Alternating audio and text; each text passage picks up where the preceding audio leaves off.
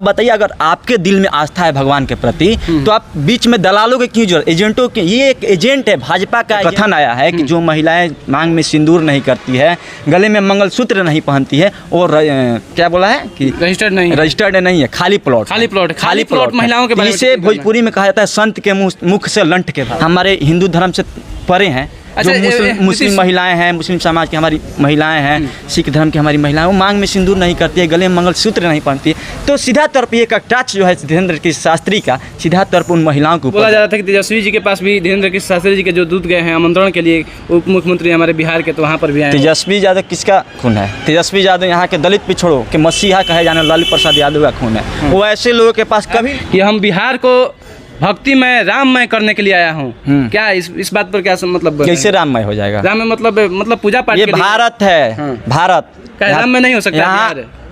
भारत यार धर्म निरपेक्ष देश है। पुथी पढ़ जगमुआ पंडित भयानक होए, 2.5 अक्षर का प्रेम है, पढ़े सो पंडित होए। ठीक है, हाँ, सही बोले। तो ऐसे प्रवचन देने से, लोक लुभावने बातें कहने से कोई पंडित नहीं हो जाता। जो लोगों के बीच प्यार बांटता है, जो लोगों के बीच आपसी मोहब्बत बांटता है, जो किसी को आपस में लड़ने झगड़ने को नहीं सिखाता, वास्तव में वही विद्वान होता है।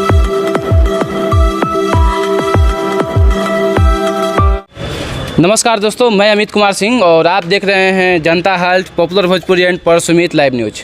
जी हाँ दोस्तों, और आज के समय में एक वीडियो जो है काफ़ी वायरल चल रहा है और वो वीडियो जो है हमारे धीरेन्द्र कृष्ण शास्त्री यानी बागेश्वर बाबा के चल रहा है जो आज के समय में, और कहीं ना कहीं तक वीडियो जो है उनके काफ़ी लोग देख रहे हैं और कहीं ना कहीं तक विवाद खड़ा हो गया है, और ख़ास करके महिलाओं के लिए विवाद खड़ा हो गया है उनके मुख से जो है। और कहीं ना कहीं तक ये हिंदू धर्म के जो ये कहीं ना कहीं तक प्रचारक भी हैं, उनके माध्यम से इस तरह से जो कि आवाज़ निकलता है, और उनका कहना है कि जिस महिला के मांग में जो सिंदूर नहीं लगा रहता है वो जो है खाली प्लॉट है, और जिस महिला के मांग में सिंदूर लगा रहता है वो रजिस्टर्ड हैं। आखिर कैसे एक जो कि धर्म के जो प्रचारक हैं उनके मुख से इस तरह के जो वाणी है निकलना कहीं ना कहीं तक अशोभनीय है, और कहीं ना कहीं तक धर्म पर भी उंगली उठा सकते हैं। और बहुत सारे जो लोग हैं और भी जो अलग धर्म के जो मानने वाले हैं, बौद्ध धर्म के मानने वाले हैं, मुस्लिम धर्म के मानने वाले हैं, सिख धर्म के मानने वाले हैं, ईसाई धर्म के मानने वाले हैं, कहीं ना कहीं तक वे लोग हिंदू धर्म पर सवाल खड़ा करेंगे उनके बारे में इस तरह से जो वाणी निकालना। तो हमारे साथ जो कि मौजूद हैं नीतीश आर्यन जी, सर बाबा वाला, जो कि खाली प्लॉट इस तरह से ये बात करना है महिलाओं के बारे में, धीरेन्द्र कृष्ण शास्त्री। तो हम लोग शुरू से ही कहते हैं कि धीरेन्द्र कृष्ण शास्त्री कोई बाबा वाबा नहीं है। हम लोग शुरू से, जब यहाँ बिहार में धीरेन्द्र कृष्ण शास्त्री का आगमन हुआ था तब से इसका विरोध करते आए हैं, पहले से, क्योंकि ये बाबा वाबा नहीं है। ये अंधविश्वास एक आस्था के नाम पे, धर्म के नाम पे लोगों को बेवकूफ़ बनाते चला है। शुरू से लोगों को एक भीड़ इकट्ठा। अच्छा आप बताइए, अगर आपके दिल में आस्था है भगवान के प्रति तो आप बीच में दलालों के क्यों जरूरत, एजेंटों के? ये एक एजेंट है, भाजपा का एजेंट है, भाजपा के इशारे पे काम करने वाला। बिहार में आया, बिहार में किसी नेता के संपर्क में नहीं है, कोई नेता इसको लाइन नहीं। अगर आप आते हैं बिहार में तो आपको नेताओं की क्यों जरूरत होती है? मनोज तिवारी की क्यों जरूरत पड़ती है? रामकृपाल यादव की क्यों जरूरत पड़ती है? इसका मतलब है कि आप भाजपा के इशारे पे चलते हैं, और सीधा तौर पे ये जो इसका कथन आया है कि जो महिलाएं मांग में सिंदूर नहीं करती है, गले में मंगलसूत्र नहीं पहनती है और क्या बोला है कि रजिस्टर्ड नहीं है, खाली प्लॉट महिलाओं के बारे में। इसे भोजपुरी में कहा जाता है संत के मुख से लंठ के भाषा। ठीक है, संत के शब्द का कैसे प्रयोग कर रहे हैं? संत के मुख से लंठ, ये संत बोलता है खुद को, जिसके मुख से एक महिलाओं के प्रति आपत्तिजनक टिप्पणी, इस प्रकार की आपत्तिजनक बातें कहाँ से हो सकती है? ये महिलाओं को कहीं ना कहीं ठेस पहुँचाता है, जो हमारे हिंदू धर्म से परे हैं। जो मुस्लिम महिलाएं हैं, मुस्लिम समाज की हमारी महिलाएं हैं, सिख धर्म की हमारी महिलाएं, वो मांग में सिंदूर नहीं करती है, गले में मंगलसूत्र नहीं पहनती है। तो सीधा तौर पर ये कटाक्ष जो है धीरेन्द्र कृष्ण शास्त्री का सीधा तौर पर उन महिलाओं के ऊपर जाता है। अच्छा, तो कहना कहता कि आप गलत हैं, या फिर 10 लाख जो लोग जब जा रहे थे, जो बमपाली में वहाँ पर जो पटना जिले में जो बाबा आए हुए थे, एवरीडे 10 लाख वहाँ पर जा रहे थे, आपको पता है ना? तो कहने कहता 10 लाख लोग मूर्ख हैं कि आप मूर्ख, इस तरह से बात जो है शुरू से चलते आया है कि लोग धर्म के नाम पर जुटते हैं। लोग एक होती है कि भीड़, यहाँ पब्लिसिटी का नाम सुने होंगे। धीरेन्द्र कृष्ण शास्त्री ने कम उम्र में इतना ज़्यादा पब्लिसिटी पा लिया है कि लोग उसके नाम पर उसको देखना चाहते हैं। सब लोग आस्था के नाम पर तो नहीं जाते हैं, लोग देखना चाहते थे आखिर धीरेन्द्र कृष्ण शास्त्री में इतने शक्ति है, चमत्कार है या नहीं। तो चमत्कार कहाँ से? वहाँ पर तो फेल हो गया। बिहार में आया, तो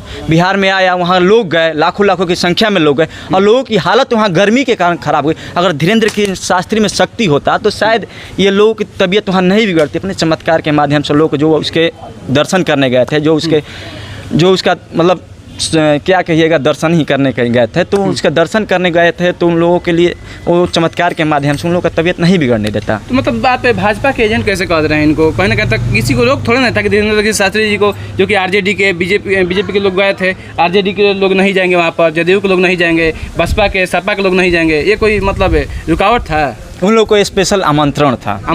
हाँ, क्योंकि तेज प्रताप यादव ने सीधा तौर पर विरोध किया। जो लालू प्रसाद यादव के बड़े बेटे हैं तेज प्रताप यादव, खुले तौर पर विरोध किया था धीरेन्द्र कृष्ण शास्त्री का, कि धीरेन्द्र कृष्ण शास्त्री बिहार में आते हैं, हमारा प्रवचन का है, लेकिन अगर प्रवचन के माध्यम से यहाँ दो समुदायों के बीच, दो संप्रदायों के बीच अगर विभेद पैदा करते हैं, अगर उनमें विवाद पैदा करते हैं, तो हम उसका विरोध करेंगे। यही डर से धीरेन्द्र कृष्ण शास्त्री को डर हो गया तेज प्रताप यादव से, और तेज प्रताप यादव से डर के कारण उन्होंने मनोज तिवारी को आमंत्रण किया, भाजपा के तमाम नेताओं को खुले तौर पे भाजपा के तमाम लोग तैयार थे। तेज प्रताप यादव के लिए तेजस्वी के पास भी तो दूत बोल रहे थे कि दूत भेजे हुए हैं तेजस्वी के पास, बहुत लोग बोल रहे थे।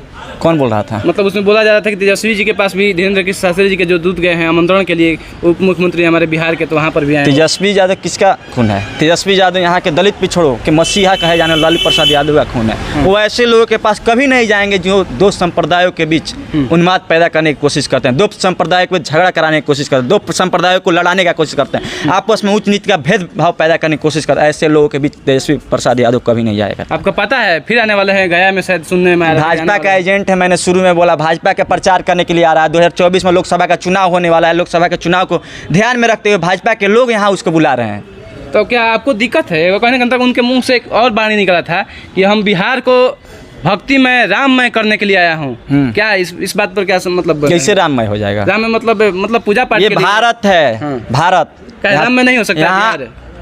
भारत यार धर्मनिरपेक्ष देश है, संविधानिक देश है। बाबा साहब के संविधान से, बाबा साहब के संविधान, हिंदू धर्म बनेगा तो अच्छा ये बताइए, आप बता दीजिए, हिंदू धर्म बनेगा तो किस धर्म ग्रंथ, किस ग्रंथ से चले? एक मिनट बताइए, हिंदू धर्म बनेगा भारत, अगर हम विरोध नहीं करते हैं, हिंदू धर्म बन गया तो किस ग्रंथ से ये देश चलेगा? बताइए किस ग्रंथ से देश चलेगा? सवाल ये था कि मान लीजिए आप किसी धर्म का मानिए, वो आप मान लीजिए कहीं भी आप अपना बात रख रहे हैं, तो कोई भी धर्म जाता है वहाँ पर, जितने लोग मान के चलिए 10 लाख जो गए थे, कहीं ना कहीं तक हिंदू धर्म के ही लोग थोड़े थे, उसमें बहुत सारे लोग अलग अलग भी गए थे घूमने के लिए, देखने के लिए भी गए थे। जरूर देखने, चमत्कार देखने के लिए गए थे, क्योंकि ये बाबा रावण से बात करते हैं, बाबा का राम से बात होता है, बाबा जो एजेंट का काम करते हैं ये देखने के लिए गए। क्या सचमुच बाबा का रावण से बात होता है? क्या बाबा का सचमुच राम से बात होता है? तो ये फेल हो गए बिहार में, क्योंकि लाखों लाखों की संख्या में लोगों की वहाँ तबीयत बिगड़ गई और बाबा कुछ नहीं कर पाए। बाबा देखते रह गए, बाबा खुद भाग गए। VIP लोगों के लिए अलग रोड पे सभा हो रही थी, अलग पर्ची निकाली जा रही थी रोड पे। VIP जो लोग थे उन लोग के लिए अलग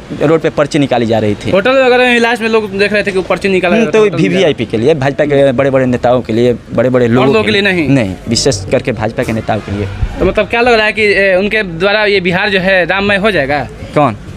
किसी के बाप की जागीर नहीं है, ना बिहार किसी के बाप की जागीर है, ना ये देश किसी के बाप की जागीर है। ये देश हिंदू मुस्लिम सिख ईसाई जो आपसी भाईचारा का संदेश देता है वो कायम रहेगा। और ये धीरेन्द्र शास्त्री जैसे हजार बाबा, आसाराम, राम रहीम जैसे कितने लोग आए, इसका भी एक दिन पर्चा खुल जाएगा। जो खुद दूसरे का पर्चा निकालता था आज इसका पर्चा खुलने लगा है। जो महिलाओं पर आपत्तिजनक टिप्पणी करता है, महिलाओं को प्लॉट बताता है, रजिस्टर्ड बताता है, तो ऐसे लोगों के महिलाओं के प्रति देख सकते हैं कि ये महिलाओं के प्रति इसके मन में क्या है, महिलाओं के प्रति ये क्या सोच रखता है। तो महिला ही देखने के लिए जाती है उनको, सबसे अधिक तो महिला समझ गई हैं अब ना कि महिलाओं के प्रति इसके दिमाग में क्या सोच रखता है। ये महिलाओं को खाली प्लॉट बोलता है। जो महिलाएं के मांग में सिंदूर नहीं है, गले में मंगलसूत्र नहीं है, उसको रजिस्टर्ड खाली प्लॉट बोलता है। जिसके मांग में सिंदूर है और गले में मंगलसूत्र उसको रजिस्टर्ड बोलता है। तो ये कहीं ना कहीं देख लीजिए आप कि ये महिलाओं के प्रति इसके मन में क्या है, महिलाओं के प्रति इसके मन में क्या है।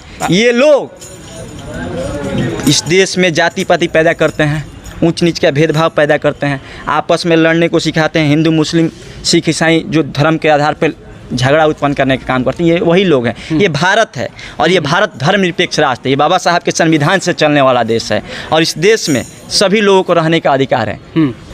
एक प्रधानमंत्री के वोट का कीमत एक ही होता है। और एक नली में काम करने वाले लोग के वोट का कीमत भी एक होता है। ये देन है सिर्फ और सिर्फ यहाँ के संविधान का। ये लोग इस देश के संविधान को ख़त्म करना चाहते हैं, यहाँ मनुस्मृति लागू करना चाहते हैं, तो ये हम लोग होने नहीं देंगे। हम लोग बाबा साहब के वंशज हैं, हम लोग कुछ भी कर सकते हैं, ठीक है।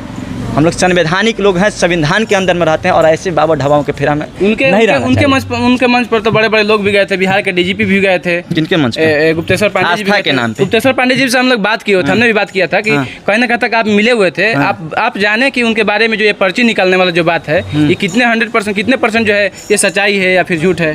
तो वो भी इसी बात पर जो है नकार दिए कि ये जो है कहीं ना कहीं तक उन्हीं के पास है केवल, कि जो है बालाजी से बात कर लेना, कहीं ना कहीं तक दूसरे के बारे में। पांडे जी को पता है कि ये कोई चमत्कार नहीं, ये ढोंग करता है। कहीं ना कहीं तक उनके मन में द्वेष था कि मान के लिए हम बिहार को चलाने के लिए हम गुप्तेश्वर पांडे जी जानते थे कि ये ढोंग कर रहा है। हाँ, गुप्तेश्वर पांडे जी जानते थे कि ये धीरेन्द्र कृष्ण शास्त्री ढोंग कर रहा है, क्योंकि पढ़े लिखे इंसान थे और डीजीपी रह चुके हैं बिहार के। उनको पता है कि ऐसा कुछ होता नहीं है, रावण से कोई बात नहीं कर सकता, राम से कोई बात नहीं करता, बालाजी से कोई बात नहीं करता। ये सबके दिल में आस्था होती है भगवान के प्रति, कोई एजेंट बन के यहाँ काम नहीं कर सकता है। उनसे बात किए थे तो कहीं ना कहीं उनके मन में भी ये था ना कि हम देखिए बिहार को हम चलाते थे, एक समय था कि हम डीजीपी बनकर बिहार को चलाते थे। हम जब बात किए उनसे तो उसके बाद वे बोले कि कहीं ना कहीं तक ये जो शक्ति है केवल उन्हीं के पास क्यों है। एक सुहानी जी भी आई हुई थी जो कि बहुत सारे चमत्कार। कबीरदास का एक दोहा है कि पुथी पढ़ जगमुआ पंडित भया न कोई, 2.5 अक्षर का प्रेम है पढ़े सो पंडित होए। ठीक है, हाँ सही बोले। तो ऐसे प्रवचन देने से, लोक लुभावने बातें कहने से कोई पंडित नहीं हो जाता। जो लोगों के बीच प्यार बांटता है, जो लोगों के बीच आपसी मोहब्बत बांटता है, जो किसी को आपस में लड़ने झगड़ने को नहीं सिखाता, वास्तव में वही विद्वान होता है। और ऐसे लोग जो दो संप्रदायों के बीच उन्माद पैदा करने की कोशिश करते हैं, झगड़ा झंझट कराने की कोशिश करते हैं, जो इस धर्मनिरपेक्ष राष्ट्र को एक हिंदू राष्ट्र बनाने की ओर लेने हमेशा बात करते हैं, तो ऐसे लोग कभी विद्वान नहीं होते, ऐसे लोग कभी पंडित नहीं होते। ठीक है, चलिए बहुत बहुत धन्यवाद। हमारे साथ जो कि नीतीश जी जुड़े हुए थे और कहीं ना कहीं तक धीरेन्द्र कृष्ण शास्त्री जो है उनके बारे में काफ़ी जो ये वीडियो वायरल जो हुआ था उसके बारे में हम चर्चा करने के लिए आए थे और काफ़ी बातें बोले। कहीं ना कहीं तक वो ये जो पर्ची निकालने वाला जो बात है उसके बात पर भी बात किए। डीजीपी जो है गुप्तेश्वर पांडे जी जो हमारे बिहार के थे वो भी जब मिले थे तो कहीं ना कहीं तक उनके मन में भी एक द्वेष था कि हम बिहार को इतने साल चलाएं, हमारे भी कितने फॉलोअर्स हैं। कहीं ना कहीं तक उन 25 साल के लौंडे के पीछे और लोग बोल रहे थे, वो बोल उनका कहना था, हम नहीं कह रहे हैं कि 25 साल के लौंडे के पीछे इतने लाखों 10 लाख एक दिन में 10-10 लाख 20-20 लाख जो लोग हैं क्यों पड़ जाते हैं। तो कहीं ना कहीं तक ये सोचने वाला बात है और कहीं ना कहीं तक आप लोग भी सोचिएगा। हम तो कुछ नहीं कहेंगे, टिप्पणी नहीं करेंगे, आप लोगों को सोचना है कि कहीं ना कहीं तक कौन आपको दुख करेगा। कहीं ना कहीं तक आप तबीयत खराब होता है, आप दवा नहीं खाइएगा तो कोई बाबा आपको ठीक नहीं कर देगा, जहाँ तक मेरा मानना है। तो इस तरह से आप लोग देख रहे हैं Janta halt and popular Bhojpuri and परसुमित लाइव न्यूज। मैं रिपोर्टर अमित कुमार सिंह के साथ। थैंक यू, जय हिंद।